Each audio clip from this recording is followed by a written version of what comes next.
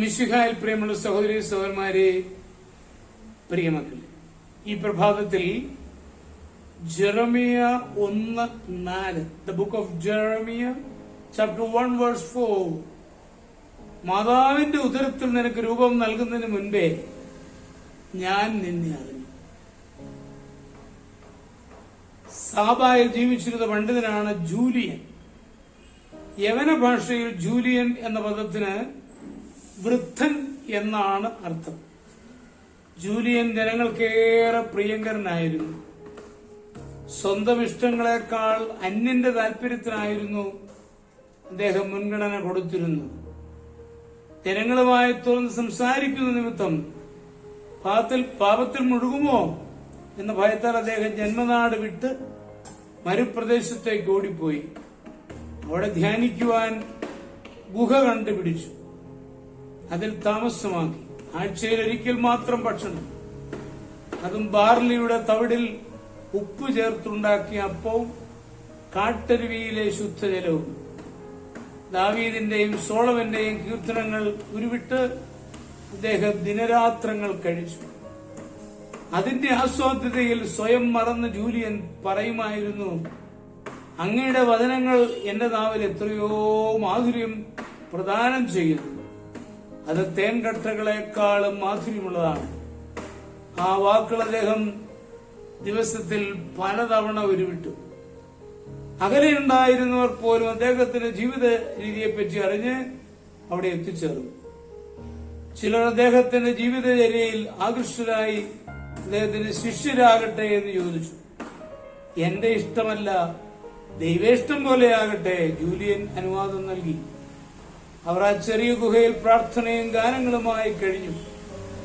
ഇതിനിടെ ശിഷ്യന്മാർ പെരുകി വന്നപ്പോൾ ഗുഹ അല്പം കൂടി വലുതാകട്ടെ എന്ന് അവർ അവിടുത്തോട് ചോദിച്ചു. ആദ്യം അദ്ദേഹം അത് നിഷേധിച്ചെങ്കിലും പിന്നെ പഴയ മറുപടി തന്നെ പറഞ്ഞു, എന്റെ ഇഷ്ടമല്ല, ദൈവേഷ്ടം നടക്കട്ടെ. അതിൻ പ്രകാരം ശിഷ്യന്മാർ ഗുരു പ്രാർത്ഥനയ്ക്ക് പുറത്തേക്ക് പോയ അവസരത്തിൽ ഗുഹ വലുതാക്കി. ധ്യാനം കഴിഞ്ഞെത്തിയ ഗുരു തന്റെ ഭവന അതിവിശാലമായ രീതിയിൽ അലങ്കരിച്ചിരിക്കുന്നത് കണ്ടപ്പോൾ അമ്പരന്നു. എങ്കിലും തന്റെ സ്നേഹിതരോടുള്ള സ്നേഹത്തിൽ അദ്ദേഹം സ്വയം മറന്നു. തന്റെ ശിഷ്യന്മാരോട് എങ്ങനെയാണ് പ്രാർത്ഥിക്കേണ്ടതെന്ന് ഗുരു പഠിപ്പിച്ചിരുന്നു. ഒരാൾ മുട്ടിന്മേൽ നിന്നുകൊണ്ട് 15 കീർത്തനങ്ങൾ ദൈവത്തോട് പ്രാർത്ഥിക്കും. അപ്പോൾ അവരിൽ നിന്നുകൊണ്ട് ദാവീദിന്റെ 13 സങ്കീർത്തനങ്ങൾ ചൊല്ലും. അതിനുശേഷം എഴുന്നേറ്റയാൾ മുട്ടിന്മേൽ നിന്നുകൊണ്ടും മറ്റൊരാൾ നിന്നുകൊണ്ടും പാടുകയും ചെയ്യണം. ഇതൊരാവർത്തി കഴിയുമ്പോൾ ഒരാൾ നിന്നുകൊണ്ട് പാടുകയും അവരെ നിലത്ത് സാഷ്ടാംഗം വീണ് ആരാധിക്കുകയും വേണം. പ്രഭാതം മുതൽ മധ്യാഹ്നം വരെയും ഇങ്ങനെ അവർ ഒന്നിച്ചു പ്രാർത്ഥിച്ചു. സൂര്യാസ്തമയത്തിന് തൊട്ടുമുൻപ്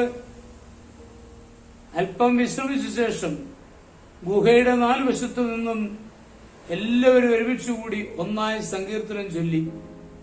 മരുഭൂമിയിൽ ഗുരു പ്രാർത്ഥിക്കുമ്പോൾ കൂടെ ഒരു ശിഷ്യനെ മാത്രം കൊണ്ടുപോകും. സംസാരിക്കാൻ പാടില്ല, പ്രാർത്ഥിച്ച് അനുധാവനം ചെയ്യണം. ഒരിക്കൽ ഈ ശിഷ്യൻ ഗുരുവിന്റെ പിന്നാലെ അനുഗമിക്കുകയായിരുന്നു.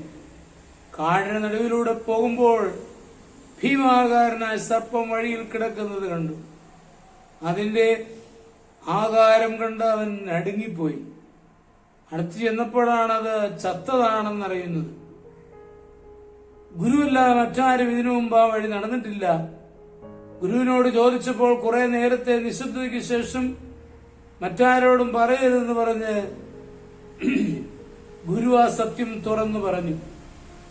ഞാൻ ആ വഴിയിൽ കൂടി നടന്നപ്പോൾ ഈ ഭീകര സർപ്പം എന്നെ വായു തുറന്ന് വിഴുങ്ങാൻ വേണ്ടി വന്നു. ഞാൻ ദൈവനാമം വിളിച്ചപേക്ഷിച്ചതുകൊണ്ട് കൈകൾ വിരിച്ചു പിടിച്ചപ്പോൾ നിലത്ത് വീണ് പിടഞ്ഞു. കീർത്തനങ്ങൾ പാടി ഞാൻ മുന്നോട്ടു പോയി. അതേ പ്രിയമുള്ള സഹോദരങ്ങളെ, കർത്താവിന്റെ ഉദരത്തിൽ രൂപം നൽകുന്നതിന് മുൻപ് തന്നെ നമ്മളെ അറിഞ്ഞവനാണല്ലേ. ആ ദൈവത്തിന് തിരുമുമ്പിലേക്ക് നമ്മളെ നമുക്ക് വിട്ടുകൊടുക്കും. നമ്മുടെ കർത്താവ് ഈശോ മിശിഹായുടെ കൃപയും പിതാവായ ദൈവത്തിന്റെ സ്നേഹവും പരിശുദ്ധാത്മാവിന്റെ സഹവാസവും പരിശുദ്ധ അമ്മയുടെ മധ്യസ്ഥതയും നിങ്ങൾ എല്ലാവരോടും കൂടി ധാരാളമായിട്ടുണ്ടായിരുന്നു, എപ്പോഴും എപ്പോഴും എന്നേക്കും. ആമേൻ.